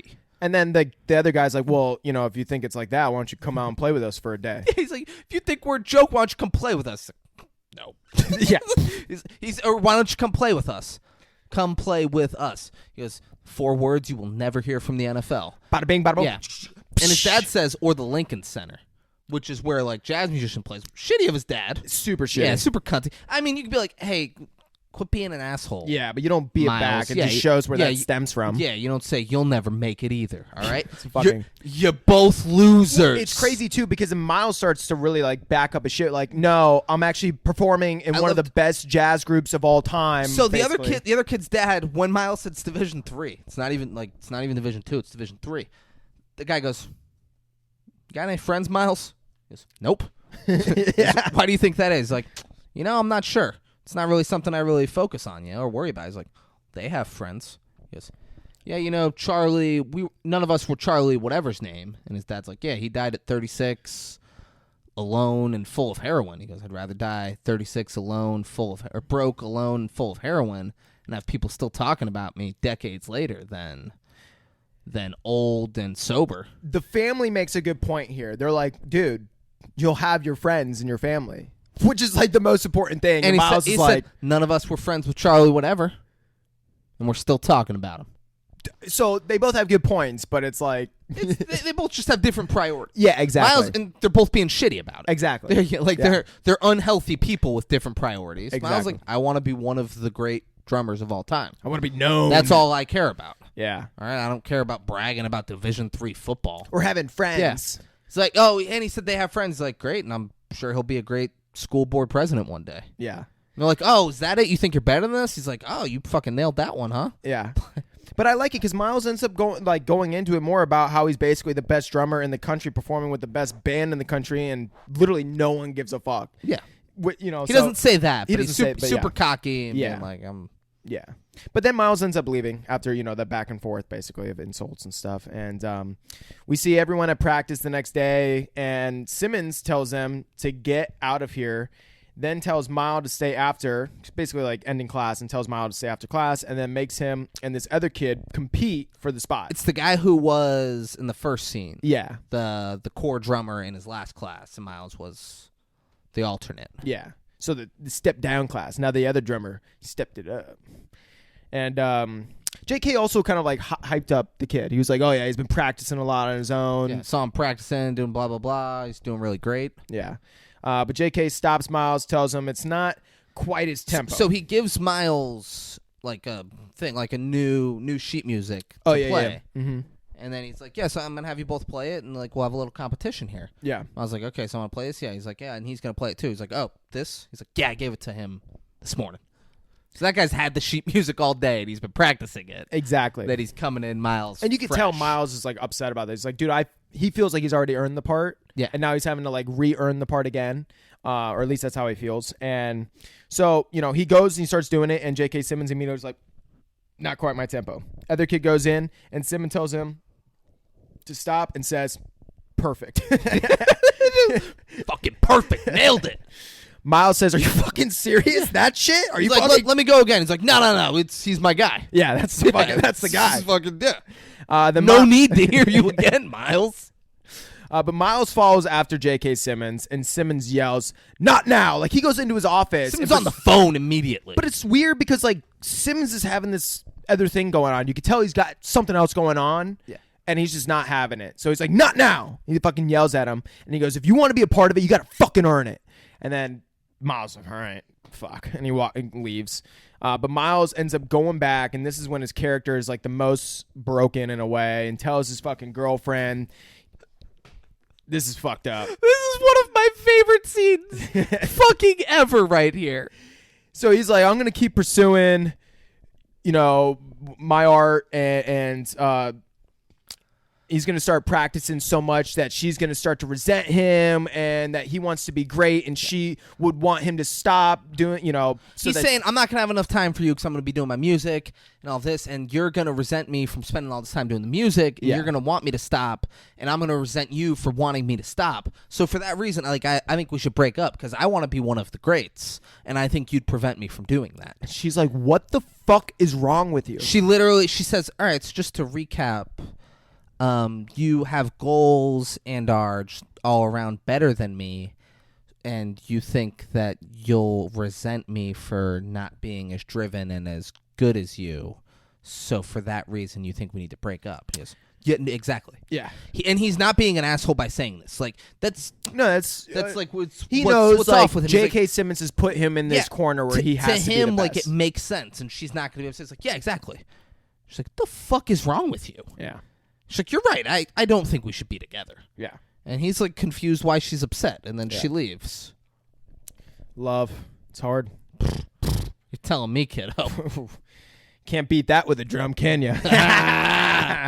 But Miles keeps practicing until he punches and breaks one of his drums.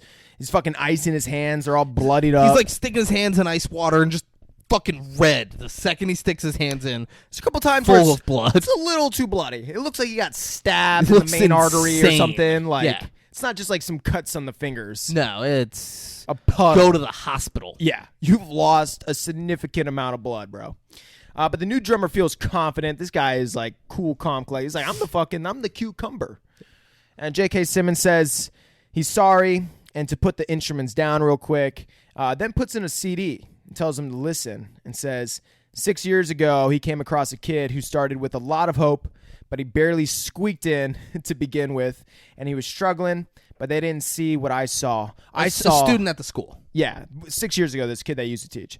But I saw a drive in him, and I put him into the band. And when he graduated, he was the first in a band, and his name was Sean Casey. And Simmons finds out that morning. Sean Casey, he says he ends up being the front line at the Lincoln Center and winning all kinds of awards and being the best drummer, basically. Being the best. It wasn't drummer. It was like trombone or something. It was a different instrument. Okay. But it's like, and being one of the best being the best in the country at the fucking clarinet or whatever the fuck he's playing. And he says yesterday morning he died in a car accident and wanted all of them to know that he was a beautiful player, and he fucking like shed a tear, and then says, all right, like immediately after, all right, let's get back to work. Then tells the new drummer, not quite my tempo, and he wants Miles to try. When he does that the first, because he does it a couple times with him. Yeah. He goes up, not quite my tempo. When he does it the first time, Miles smiles. Yeah, because Miles realizes what's happening. And then once like, again, oh, he's like, this is great. Doesn't pick favorites, so it's just that's like the good thing about that dynamic. Not quite my tempo. Miles, hop in there. Yeah, but yeah. So now it's time for Miles to earn that part. Then stops and says, I guess not then, because then he started going, and Miles fucked up, and he's like, nope, guess not then. Switches drummers again, then stops again. To the third drummer. Yeah. So there's three drummers. Now. Yeah. And yells, motherfucker, switch drummers again. And then they basically just fucking keeps doing it. And then he stops the class, and he's like, all right, you guys can take 10 to all the other musicians. He goes, we're figuring out who knows how to play fucking drums here. You guys, I'm serious. I'm sorry to the real musicians here, but take 10, 20. Because we will stay here. An hour, we're going to be here. We're gonna stay here as long as it takes until one of you faggots play on time. And he's just, bro, crazy. They say faggots like 10 times in this film. Not they. J.K. Simmons says faggots like 10 times. I'm hoping J.K. Simmons is like, yeah, but that's not enough. I want to say faggot like a bunch. Yeah. Yeah. Really, nonstop. Yeah. Really attack their manlyhood, try to bring them down. Which is fucking crazy because he already pointed out that one of his other musicians is gay. And he's like fucking, he made the whole point about the line about. I don't know that He said, "Don't be your. It's not that fucking flute isn't your boyfriend's cock. Don't come early." Yeah. I don't know that guy's gay. I think that's more of his. Could be, yeah. That's a humiliating thing to say to someone in his mind. I guess I take J.K. Simmons so fucking I don't know seriously. that guy's actually gay. I think that's what he says to everybody. Yeah, or J.K. just ad-libbed that line, and they were like, just Maybe fucking they go with roll it. with Yeah. But they keep switching drummers, and he keeps yelling, "Not my fucking tempo." And we kind of hear this from like the musicians out in the hallway and shit too. Then Simmons asks Miles, "Is that really the fastest you could play? You worthless, high-me fuck. No wonder mommy ran out on you. Get the fuck off the kit." It's just so crazy, bro, because he's just throwing these lines in there. It's like, whoa, whoa, whoa. Every time you're watching this film, you're like, damn, I can't even keep up with all these crazy lines. Yeah. But once again, threw in the mommy thing. I mean, that's a deep... Just keeps doing that. That's a deep Keeps jab. doing that dig. Yeah. Miles tells the next Simmons tells the next drummer to play faster. Faster than he gives hand jobs, and calls the next drummer a leprechaun, which is great because one of the drummers that we saw in the beginning was from the other class. He's a redhead. He's ginger. He's a real ginger. He's a real ginger. He's got really red orange hair. Yeah. Right? It's not auburn like mine. Then Simmons tells the next drummer, "Bullshit, fuck you." Just like go. Bullshit, fuck you. Then he tells Miles, "Time to finally bring it home, and don't slow down. Pick it up, keeps fucking." So hold on, because when the ginger went on there, he goes down and he like starts adjusting the chair. He's like, "Are you fucking kidding me?" He's like, "The chair? You're adjusting the chair? That's what you're saying? The fucking difference is? Let's see it. Let's see it. He adjusted the fucking chair now." And when he first like reached down, he's like, "Oh, what's under there? A pot of gold?" Yeah. But like, I love it. Like, oh, you're adjusting the fucking chair? Are you kidding me? That's what's gonna fix this shit. All right, you fucking. And it let's did. see. It did. No, yeah. But he gets like, real quick. Miles is fucking bleeding. Yeah. They're all covered in sweat and exhausted. They've been doing it for fucking hours. They show it. Class started at 9. It's like 11:30 at this point. yeah. All of class, they've been drumming, and he's been screaming at them. If I was one of the musicians, I'd be like, "Dude, I have a life outside this. I gotta go. You home. said 9 to 11. It's 11:30. We haven't even started practice, bro. I got class, dude. I got fucking a life." But this is when Miles gets to really prove himself. So Miles is going fucking hard, and it's funny because Simmons is like kind of getting on him too, like, "All right, time to fucking bring it home. Don't fucking slow down." So Miles is starting to really get the hang of it. He's like, "All right, pick it up faster," and then grabs a cowbell and starts beating it right next to him to try and like fuck him up and distract him. But Miles is still fucking going. So then he walks over, grabs a chair, throws a fucking chair at him. Miles ducks, keeps fucking playing, and then he gets in his fucking face and he yells, "Faster! Faster! Faster! Keep going. Keep playing. That's right. Don't stop. Don't fucking stop." Miles keeps going and finally finishes, and he goes, "You are in the part." But which is great because like the most like dramatic thing that is being said is like you finally get the part, and he's just like, Yeah. you get the part." Yeah. Just like kind of cool. He's like, "All right, everybody come in. And immediately he's like, "All right, now clean your blood off the drum set. All right, let's go. Start class." Everybody in, let's go. We're going to rehearse." So great. So now it's day of competition. Miles' bus gets a flat tire, which is kind of weird because I'm like, why is he not riding on a bus with other people? Like, do everyone live so far apart where he has to take a completely separate bus than everyone? He doesn't have any friends in the class. That's a good point. Yeah. Yeah. Like, he doesn't, he's not asking anyone for a ride. He doesn't feel comfortable doing that. He's like, whatever, I can take the bus. We'll be fine. But he's running late. Now has to get like a fucking rental car, and he accidentally drops off his sticks at the rental car place, and he's also leaving the place. He had to be there at 6. Yeah. Or 5, whatever time. Yeah, 5. 5, and it's like 5:05 or something. Yeah, and like he's that. leaving the rental car place. Yeah, but he's not like too far from the place, I guess. But Miles gets there, and he gets in an argument because he sees that the other drummer is filling in for him, and he's fucking pissed. And he finally like sticks up for himself. He kind of like yells at Simmons, and he's like, "No, I'm fucking playing. I earned the part." And Simmons like, "Oh, you think you earned the part?" Yeah. And just kind of like jabs back at him, and they go back and forth. And basically, Miles won't take a no for an answer, and then realizes that he fucking forgot his sticks, or Simmons Yeah, he points it out. Yeah. And they're arguing, and the fucking redhead jumps. He's like, hey, man, just, like, calm down. He goes, fuck you, turn my sheet, bitch, or turn my page, bitch. That's such a great, like, turn my page, bitch. We're now seeing that Miles' character is he's the fucking man, and he does not want to come down. Is the first day he doesn't have Asperger's. He's finally conquered it. Turn my pages, bitch. And everyone in the band was like, whoa. It's like that. Who is this? That country driver or a country music singer, who his driver recorded him talking to him. And it's bananas, which tells me he's recording it, which tells me this is not the first time this guy's done some shit like this. Yeah. He's like just berating him, and he's like, I'm gonna go in there, and when I come out, I'm gonna lay down. You're gonna drive me? You're gonna drive me smooth, motherfucker.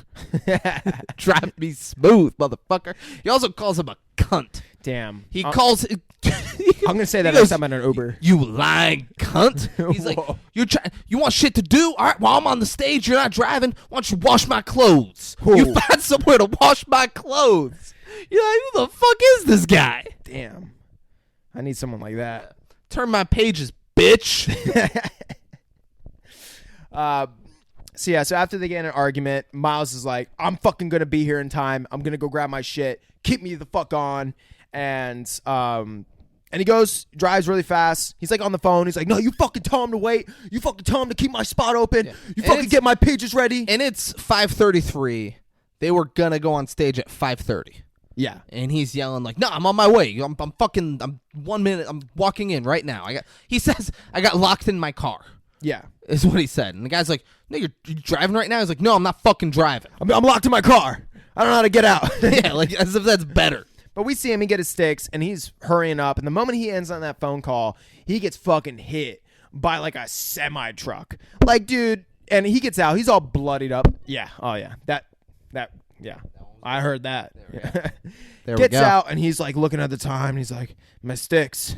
He goes back in and grabs the stick. The fucking truck driver's like, dude, fucking sit down. Like you got an accident. Like chill out. Like he thinks the guy's in shock. He is covered in blood. Yeah, and he's got to be in shock. He's fucked up. Yeah, he's like, no, it's just a couple blocks. Yeah. The guy's like, what are you talking about, dude? He's like, no, I gotta go a couple blocks. Runs. Yeah, just starts running, and he gets there. He fucking makes it the couple blocks, and runs out on stage covered in blood. Yeah, and he's like, all right, fuck out of my seat. And I'm just like, dude, what's wrong with you? He goes, shut the fuck up. Turn my pages, bitch. And Simmons sees him all bloodied up and just like allows him to play the drum. You think he would be like, no, you're all bloodied up, bro. Get the fuck off the stage. Walk over and be like, what's going on? Yeah.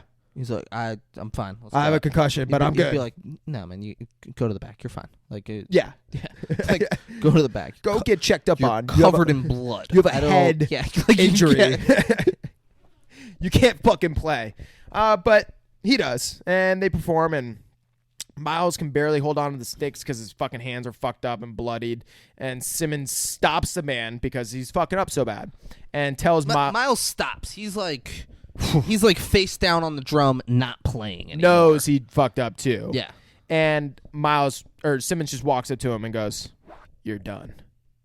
And then Simmons starts to apologize to the crowd, and Miles takes like a few moments to he's starting to process all this shit, and then just goes fucking crazy and runs at Simmons and tackles him and starts trying to beat him up, and the band pulls him off. It's like a Primal Fear thing. He goes, "Hey, where the fuck you think you're going, you little bitch?" Yeah. He's like, "Look at me when I'm talking to you." And goes and starts beating him up. He's like, "Marty, I am fucking walking out of here." It was that. Yeah. And, Simmons got his. He got fucking dropped. He's hitting him. He's bleeding all over Simmons. Yeah. They come and they pull him off. Yeah. And then we find out the next day, we're sitting down with a fucking detective agent. So he got kicked out of school. He got a letter to obviously beat the shit out of his. Yeah. Seems like you can't stay after that. But the dad, the dad's not going to stick up for stand for this shit. He's a high school fucking writing teacher. He's not going to stand for this. He's got dignity, pride. All the things Simmons tried to tear down. And he got an agent involved, a detective, and the detective's telling now Miles, he's like, that kid, Sean Casey, that Simmons was telling you about, didn't actually get hit in a car accident and die from that. He actually hung himself. And it's because... Hanged. Yeah. Past tense. Yeah. Hanged himself. That's a 5.5 out of 6 on the FCAT right there, baby. There you go. We got 6. You knew it was hanged. I swear to God, bro, I really think it was grammar. It wasn't anything else. That was the 0.5 where I fucked up. Something with a comma or a past tense, like the hanged comma, or like a fucking profusively. Who the fuck ever uses a semicolon in a sentence? Not me. There's times where you're supposed to. I never do. I don't know when they are. Yeah. I have no fucking clue when they are. Might as well get rid of it. Yeah. There's Make no it easier sense on in everyone. it. Yes. Yeah. All right, go on. And I kind of felt like Miles could have been a little bit more surprised about that, or just like a little bit more like, that makes sense. But he kind of was just like, He looked at his dad and he goes, "Why are you doing this? yeah, like, I'm okay. What are you doing, man?" I only got Asperger's, right? I don't have PTSD. Because that's basically what they're saying. Like, hey, J.K. Simmons is causing, like, PTSD, basically, for his The students. kid's parents were like, he was anxious and insecure and like all this and depressed, and it all started when he was in that class. Yeah. Exactly. So they're basically saying, to press charges. And Miles literally just says, like, what do I say or something? Or So like, it wasn't press charges. It was just like, do stuff. We want him to not teach at that school anymore. yeah. Like that's all Sean Casey's parents want. They want him to not be able to keep doing this to students. And they're saying And he'll said- be anonymous, so Yeah. they won't know. He'll never know it was you. Yeah. And he said, "Just tell me what to say." Yeah, exactly. So now we cut to Miles working a random job. He gets off Deli. the deli, and he's now watching a movie with his dad later that day. His dad leaves, and Miles then like goes out on the town. No. What did his dad say when he left? Fuck, I didn't write it down. His dad said, "I stocked your cabinet full of gushers." Gushers, yes, that's right. Yeah. I remember that. stocked your cabinet full of gushers. Hey. It's the most ridiculous snack they could have picked in this movie. That is what makes the writing so fucking good. Gushers. They could have said anything. They picked gushers. Who doesn't like gushers? Gushers are great. Fucking awesome. Gushers are fucking great. And it kind of, bro, there's got to be something with the director being like, okay, this character is a pussy. He's got Asperger's, which makes him love candy, specifically gushers. He must have had some weird relationship with some other kid who was really trying to like, timid and shy, who just fucking ate gushers all the time. They just tried to think of what's an Asperger's snack. And they're like, gushers. They're like, gushers. I hope it took hours. And they were just like, gushers is the weirdest thing we could pick. And they were like, I can't think of anything weirder than gushers. It's so great if this movie's being shown on TV and there's just now a bunch of commercials for gushers. Gushers? It would be. It'd be fucking sick. All right, so he's out on the town. He's out in the town, and he ends up going out to or he gets a slice of pizza and he walks by like a bar that's playing, Jazz bar. Yeah, jazz bar. You know the type. Yeah, I was gonna be like, is there jazz bars or is a bar just playing jazz music? I don't fucking know. But he sees J.K. Simmons. They're like, oh, dude, if you see J.K. Simmons perform jazz at a bar, Like on the chalkboard in the front, it says the musicians. It says with special guest J.K. Simmons. yeah. And so he goes in, and Miles sees J.K. Simmons playing that fucking piano like a fucking badass. It honestly wasn't that great. Yeah, it wasn't. It was good. It was exactly what needed for the song. And I'm sure J.K. Simmons But is actually playing that shit. So they're like, give us your best. I'd prefer he wasn't playing. Yeah, it. give us And they something just made that guy spectacular. fucking insane on the piece. The best piece. Because it was ever. very slow and but he's like into it. It was a slow song. Yeah. I liked it. Yeah. But I wanted him to be like just going fucking insane. like Crocodile Rock. Yeah. By Elton John, just nonstop on the fucking thing. Yeah, but the whole thing I think about this is that J.K. Simmons is like a sex fiend through music, and it's like, oh, this is sensual. I'm getting. Oh, it was boner. very sensual. I was Yeah. I was very aroused. We didn't touch on this, but J.K. Simmons has gotten a boner basically every single time he's yelled at someone in his you band. can see like the It camera grows. the camera just pans down and then they show it and then they pan back up. Yeah, it's nice. So so Miles sees him playing on stage, and Simmons is into that shit. Miles then tries to leave when he's done, and Simmons is fucking quick. He's like, oh, Miles. And then they cut to them sitting together, having a drink, which I probably would have been like, I guess it's because they didn't know, because he thinks he's anonymous. But even though, after that, I'd be like, I feel a little shitty about this whole thing. Let me leave. But Miles is like maybe a psychopath. That's what I'm saying. Because Yeah, he's Miles- just like, Yeah, I'll drink with you. Yeah, for sure. Let's hang out. Turn my page, bitch. Yeah, I just had fucking PTSD where I fucking snitched on you, and It's like, turn my pages, bitch. but let's be friends. But yeah, they're sitting down having a drink. J.K. Simmons tells him that some parents ratted on him from the year that the kid Sean Casey was in He school. said, 6 I don't years know ago. who was anonymous. I imagine it's someone from Sean Casey's class. Yeah, He's like, but that's rough. yeah. J.K. Simmons. That is rough. Oh man, that sucks. Yeah. But then he goes on about how, you know, he's still performing. He's playing in a band. He's not at the university anymore. And, you know, that later on he basically tells him that he needs a drummer. And he's like, you know, the guy that I got is just not up to par. Yeah. We need someone with some Asperger's. You down? And yeah, and then so Miles is like, sure. No, he says, what about the redhead? Yeah. And he goes, the only reason I brought him in was to be an alternate for you or to motivate you or something. And he goes, what about the other guy? And he goes, he doesn't want to do music anymore. And let me say a little bit more about this. So this whole thing was about how J.K. Simmons kind of tells Miles that he didn't go to the university to conduct and be a conductor. He went there to help push people beyond what's expected of them. It was a whole, he was like, Miles, no one can say I didn't fucking try, all right? I wanted to create the next Louis Armstrong. Yeah. I wanted to create the next whoever. Named a bunch of musicians. He's like, that's all I wanted to get the most out of my students. You're like, fuck, like he was a fucking maniac about it. Yeah. But I get it. Like, yeah. And then he's like hurt because he's like, I just don't think I ever actually created that drummer. And he talks a lot about how drummers, it's all about courage and or if you're being discouraged. And that's why he like gets on them so hard because he's trying to build that courage. So I guess you could be as good as you could be, you know, in the limelight, in the fire kind of shit. But it's like, yeah, and that. So then Miles says, you know, do you ever think maybe it could have been like a bad thing because then you push them back past their breaking point and then you never create that Louis Armstrong or whatever the fuck the guy's name is. And he said, it's Charlie whatever. He mentions Louis Armstrong before, but yeah. He goes, no, because Charlie Parker. Charlie Parker wouldn't go past his breaking point. Charlie Parker wouldn't have a breaking point. Wouldn't have been discouraged. Wouldn't have been discouraged. Yeah. And then and then he says there's nothing worse than saying good job.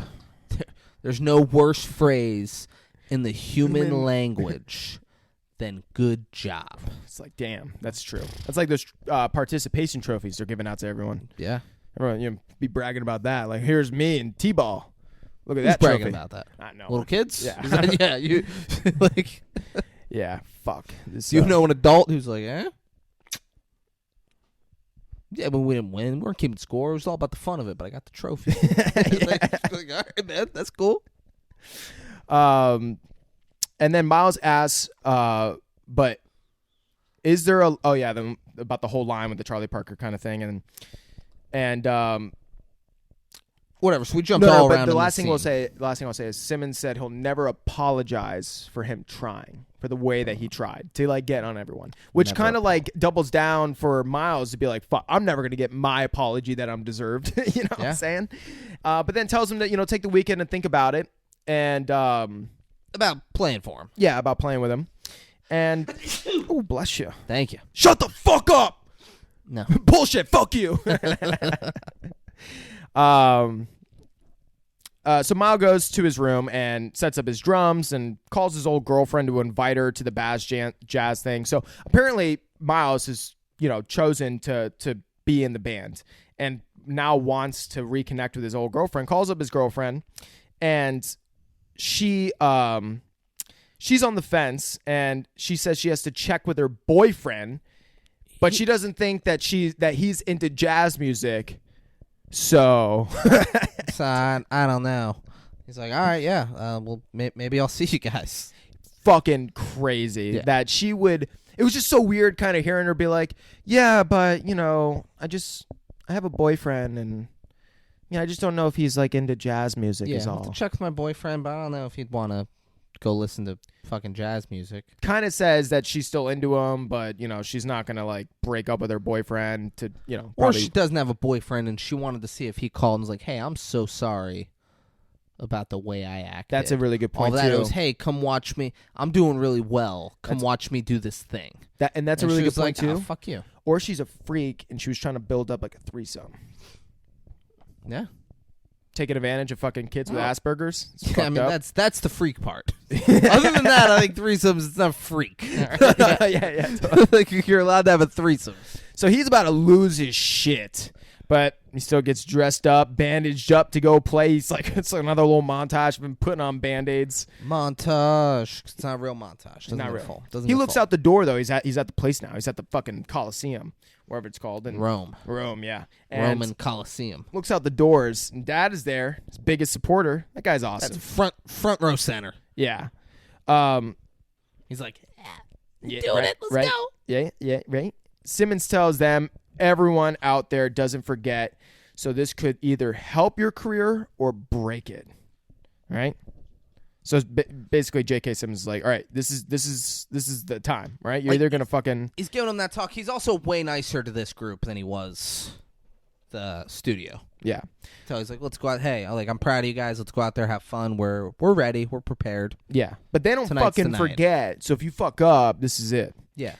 But he's not yelling. He's not calling them faggots and stuff. Yeah, Like, he looks he's like way he's nicer about it. Yeah. Because now it's not the university either. This is kind of like his band or their band, whatever. But J.K. Simmons asks Miles if he thinks he's fucking stupid, and then tells him Out on stage, like Miles is sitting at the drums. yeah, walks up to him and like gets really personal. He's like, you think I'm fucking stupid? I know it was you. And then turns around and starts addressing the crowd like, hello, everyone. Like, welcome. And Miles is like, oh, fuck. yeah. And then Simmons says they're performing Upswingin', which Miles does not have any paper for. Yeah. He look, he shoots Miles a glance, and Miles like looking through his shit and then sees and like Simmons like smirks. So he's like, oh, I don't have the sheet music for Upswingin'. Yeah, but you think like like you were saying earlier that he would just Guys, I would. The audience doesn't know. He says we're gonna do a new song by whoever called Upswingin'. And then, like, they jump into it. Miles, like, tries to guess what the drums are, and he's fucking way wrong. And So everyone's wrong, looking at him. The guy playing the bass next to him is like, what the fuck are you doing, man? Yeah. He's like, I don't have the shit. Yeah. He's doing it awful. I would just put my sticks down and be like, this song doesn't have drums. Nope. Does not. Nope. Yeah. I'd be like, there's no drums. The crowd's not going to be like, how come there's...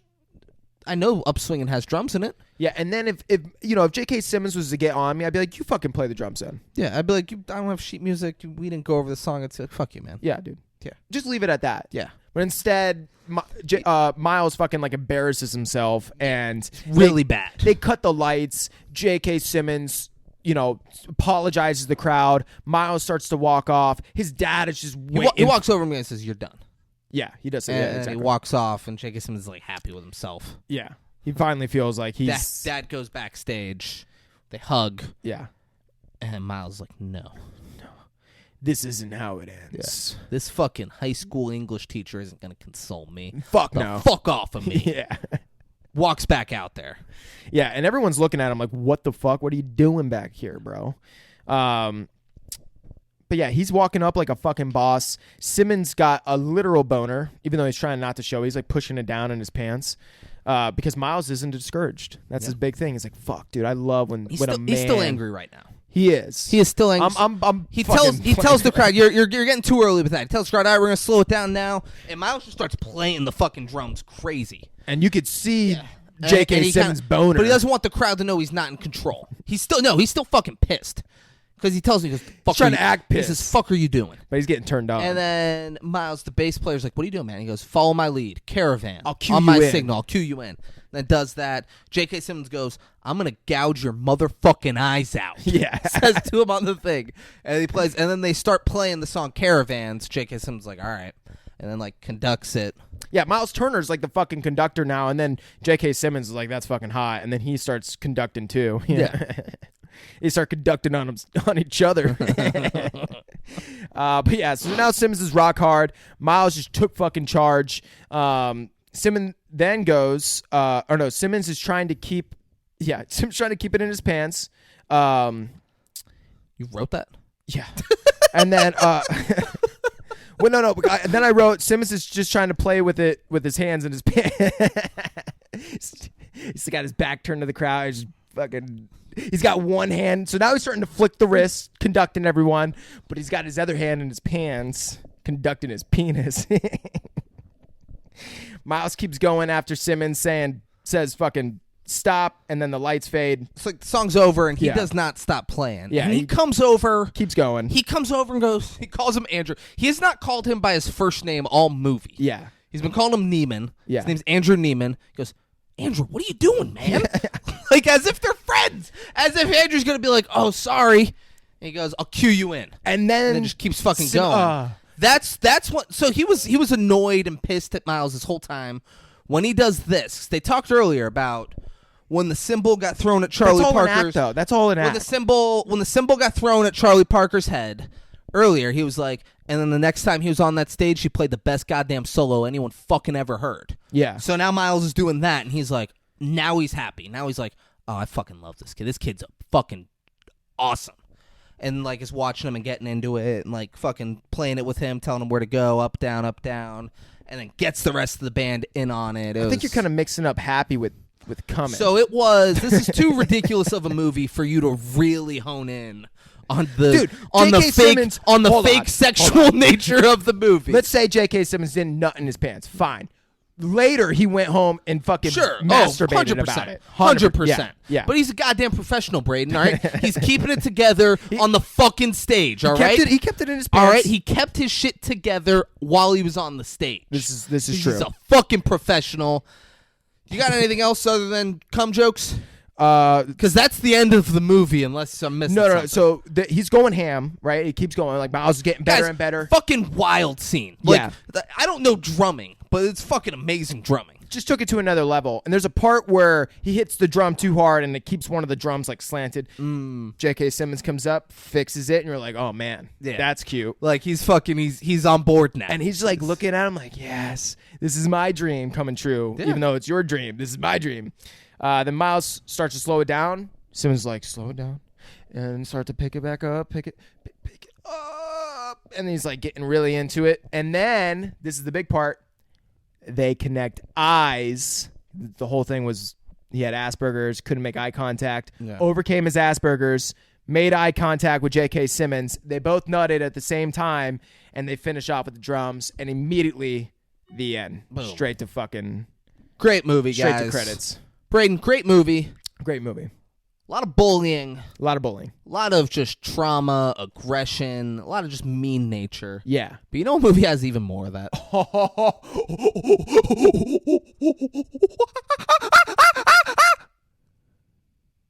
No. Oh, yeah. I mean, racist what you're doing there. Whoa, yeah. No. Braden was trying to do something else, but it's coming off so racist. First off, it's the Nutty Professor. It's the Nutty Professor. That's what we do. Whoa. Braden fucking getting racist. There's not a scene in that movie where Eddie Murphy isn't calling someone a faggot and just berating the shit out of them. Yeah. You know what other movie has that?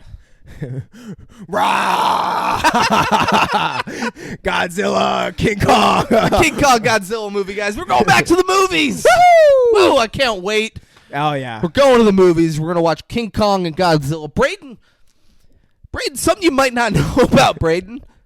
Braden has not missed a King Kong or Godzilla movie since they've started making King Kong and Godzilla movies. No, I have not. Braden, I remember years ago, Braden was like, oh, dude, you going to go see the Godzilla movie? And I was like, I don't know, probably not. He's like, what the fuck? What do you mean? I was like, I don't like, there might be a scenario where I see it, but I'm not going to make plans to go see Godzilla in 2012. He was like, you're fucking crazy, man. Dude, the funnest of fun movies? Yeah, you got to go fucking see it. Yeah. So we're doing it, guys. We're fucking doing it. Yeah, you guys. And this fucking Titan movie, this fucking King Kong Godzilla movie, it's got less human acting in it than any other of the fucking Titan movies. Apparently, that's what I heard. Thank God. So much Titan bumping, so much fucking big battles. That's what we're in it for. I saw one the other day that was on, and it was Captain Marvel, Loki, John C. Reilly, John Goodman,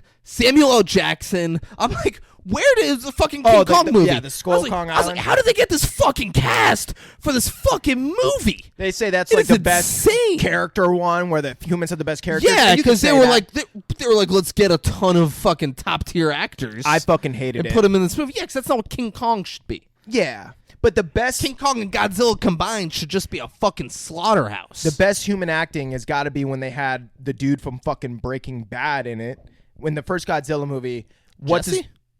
No, Walter White? yeah, they had Walter White in it, and his son is also a good actor. Those two, The little noodle legs, Walter Jr.? no, With his crutches? He's like, Dad, no, why? he's from Kick-Ass. I think it's You know what called or I something? like about Walter Jr.? No, He had he was goofy disabled. noodle legs. Why also give him the goofy voice? yeah, like it's Let like him one just have the disability noodle isn't legs. enough, yeah, you know? like they want. We're gonna go double. yeah. He's like, Dad. bro. It's acting. He's not. The actor isn't really like that. It's a fucking character he's playing. I'm not to do it. He played it great. I'm not a. He fucking did great. But why both? Yeah. You talks with the down. Yeah, why both? yeah. Just pick one. Noodle legs or that. Yeah. Or here's a crazy idea.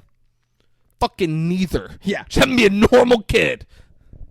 God. Didn't Do really you guys need want to it. watch the whatever this is called with King Kong and Godzilla? Yeah. Before we do a podcast on the whatever this is called with King Kong and Godzilla, you Yep. should watch the whatever this is called with King Kong and Godzilla before we do a podcast on the whatever this is called King Kong and Godzilla. Here's where you can watch the whatever this is called with King Kong and Godzilla. Fuck yeah. Only in theaters. Only in theaters. Go back to the movies, guys. It's specifically shot for IMAX, which is Go what back. we're going to be seeing. See it in IMAX. Sneak snacks in. Sneak 'em in. If it was reasonable, if it was anywhere near reasonable price, there's pictures like you want to have the combo, you can get 2 popcorns and 2 sodas, and it's only $30. Let me tell you what CMX I is was doing like, right now. Who's as a, getting 2 popcorns as a and deal. 2 sodas is $30? You spend a certain amount of money on the app, and they'll give you either a free ticket, right? So a free ticket for IMAX is like $20, or you get $5 at the snack bar. There we go. There we go. That's how much they prioritize their snacks over their tickets. I mean, it's not really the theater's fault. True. It's how much they have to pay to get the movies. Yep. And you can only charge so much for a movie ticket. Yep. So like they're basically a concession stand. Yeah. And hoping like that's where they're gonna make their money. Please That's buy. why most of them serve alcohol now. Yeah. Like it Makes sense. They're like, we gotta fucking make money. Everyone's sneaking in. Yeah. Yeah. But guys, the King Kong, the whatever this is called with King Kong and Godzilla, it's in theaters. Go check it out. It's going to be a smashing time. Oh, it's gonna be smashing. Yeah. Like that. Yeah. So Braden,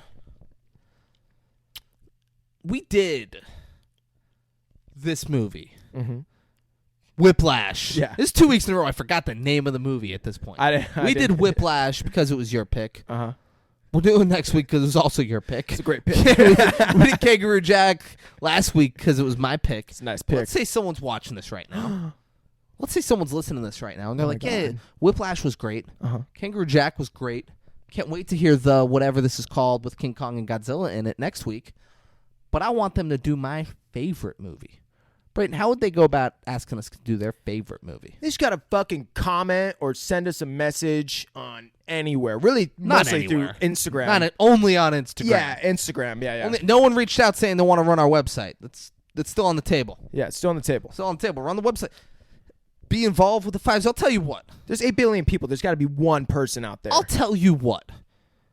If someone wants to run this website and edit the videos. Yeah. We'll If you take over editing the videos and running the website and probably social media, 10% of all profits. 10%. 10% of all. Think of how much that could be. Yeah. When you Yeah. compare that to other podcasts, they're not Yeah. paying their You'd workers look- that much. You'd look right now and be like, that's not, they don't make anything. So it's Yeah. 10% of nothing. But think of the potential. Yeah. You'd be getting in on the ground floor of the 5-6 Kings podcast, and we're cutting you in at 10%. Yeah. That's a fucking lot. That's It's like buying Microsoft in the 70s, you know? oh my God. You If know, I would have just done fucking- that, Oh. I'd be on a fucking We island. wouldn't be doing this podcast right now. For damn sure. We'd be owning movie You'd be a theaters. lot older than me, and we probably would have never met or been friends. That's a good point. Yeah, so thank God you didn't, man. Because I value our friendship more than you have tons of money. Well, thanks. Yeah. But guys, Instagram, DM us, comment, tell us the movie you want us to do. Maybe we'll do it. Maybe not. Maybe fuck yourself. Yeah. You know? So, Braden, they know where to go Yep. on our Instagram. Mm-hmm. They know how to do it on the DM. That's exactly right. They do. I'm doing this wrong. It's been a while, guys. We'll get there at some point. But when, Yeah. Braden? When do new episodes of the 5-6 Kings drop? Dude, it's been motherfucking Monday. It's motherfucking Monday. There's a word you're supposed to say before. It's every motherfucking Monday. Unless it's not, though. Yeah. Yeah, because, guys, if it's not, it just isn't, all right? So it's every motherfucking Monday, unless it isn't. And if it's not, just, whatever. Yeah. It's not that Monday, Yeah. all right? Uh-huh. But it's every motherfucking Monday. Yeah. Unless it's not, guys. Yeah. So thanks for watching. Thanks for listening. I love you all very much. We didn't take any breaks, so I didn't get to say, hey, Derek Jeter, fuck you. But I love everyone other than him very much. Yep. Fuck you, Derek Jeter, fudge. Yep. And we'll see y'all next week. Yeah, peace out. Bitch, I'm from Palm Beach County, that's where I'm from. When niggas get gunned down and left slump, we don't